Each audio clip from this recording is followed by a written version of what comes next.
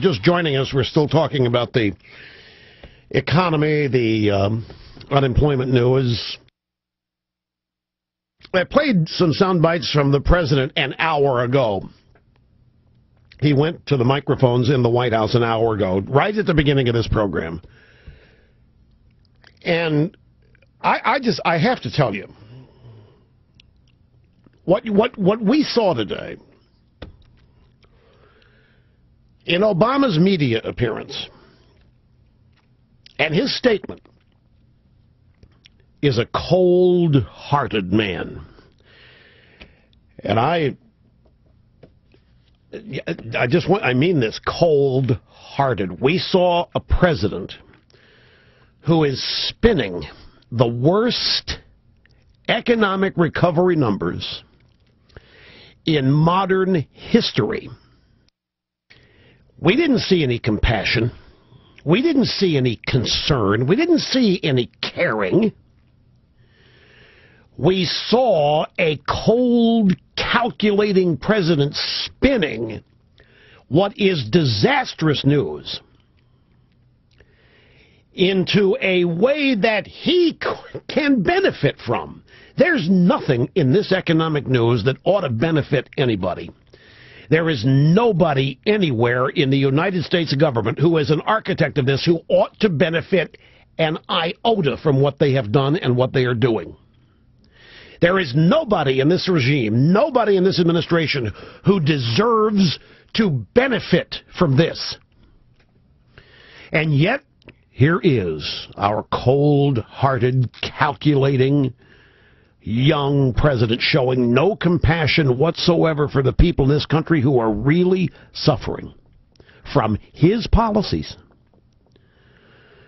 The people in this country who are suffering are doing so because of him, because of his policies.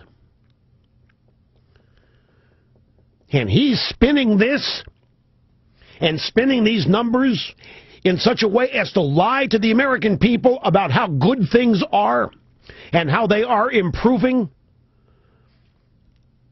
And if your life isn't improving and it isn't getting better and you listen to this guy spin that it is, you got to be scratching your head and say, what am I missing? Why am I being left out? Let me assure you, you aren't being left out. Let me tell you why he's doing this. I'll beat my head against the wall again. We're dealing with a man, Barack Obama, who is a revolutionary. A revolutionary. And as such, he believes that is the case in all revolutions. There is a period of pain and suffering. Not by him. Not by his friends. So-called masses. And that's the price must be paid to transform society, to achieve social and economic justice, which is so long overdue. There must be some suffering. It had to happen. This country was founded illegitimately. This country was founded immorally. This country must pay the price for that. And sadly, there will be a price to pay, and it is going to be one of economic hardship, but we deserve it, because we have been living a lie. The lie of the United States' founding. We have been living an unjust country. We have been purloining everything of value all over the world, stealing it for ourselves. Why, we've been conquering other nations, and we've been going in and taking their oil and taking everything else they want, and then calling ourselves a superpower. That's how he looks at it. So he's come along. And now for the first time in 260 years, 210 years, whatever the number, for the first time in 225, 30 years, we're going to get it right. For the first time since our founding, finally somebody's here who understands exactly how this nation did it and how guilty we are, and it's time for revolution, and we're going to do it, and there's a price to pay. And that price to pay is pain and suffering. All revolutions have them. Ask Fidel. Ask Hugo. Ask Che. Ask Mao. Stalin. They all know. Every revolution has a price. The price is pain and suffering. Not by him, though. Not by the leaders. Not by the leaders and the leaders' friends and elite buddies. No, no, no. The pain and suffering is borne by the masses. The pain and suffering is borne by the unemployment numbers, the lack of economic growth numbers, the health care debacle and disaster. That's the pain and suffering. That's the price that must be paid in order to achieve social and economic justice that has never existed in this country before. See, where we are now, folks, is that the people who have benefited from the way this country was founded, the people in this society who have gotten rich, the people in this country, the top 1%, those that have had the power, the genuine descendants of the Founding Fathers, also a bunch of rich white guys. They set it up for themselves and for other people like them, and they knew what they were doing. They were setting up a phony, fraudulent country to take care of only themselves, and everybody else is going to be working to make them rich. Well, those days are over. And now we got somebody who understands social justice. And now we have somebody who understands economic justice. We have somebody who understands fairness and freedom and liberty in the right way.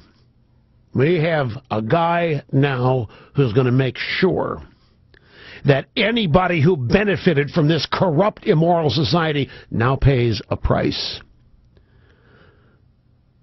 so that others might achieve. That's how he sees this country.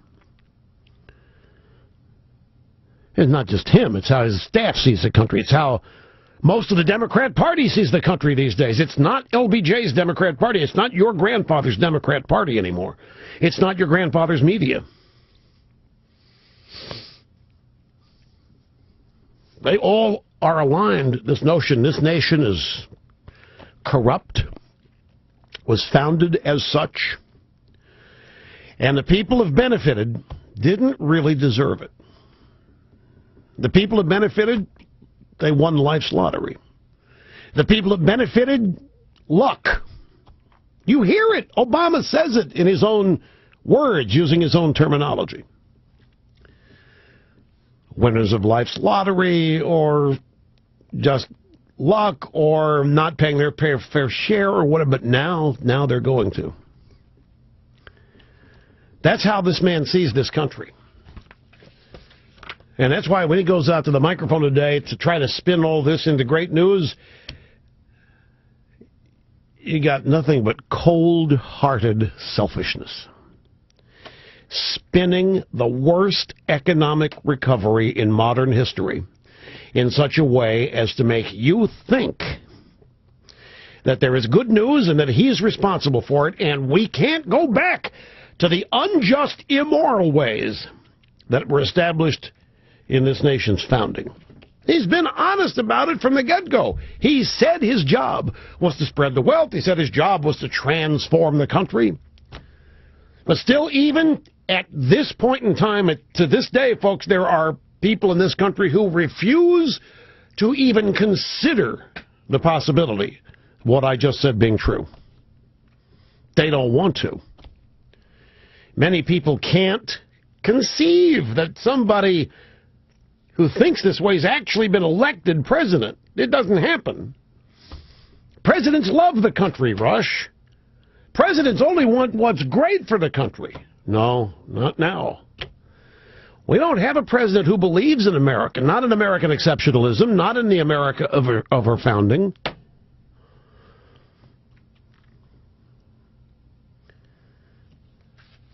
That's just the way it is. I'll tell you a little story. I mentioned at the end of the first hour that one of the things about all this that really bothers me, I cringe when I see opportunity being squelched and shut off for people. I really mean it when I say I want everybody to have the same opportunity I had. I love sharing good things that happen. This country is one of the greatest things that ever happened to humanity. But even there are people try to take advantage.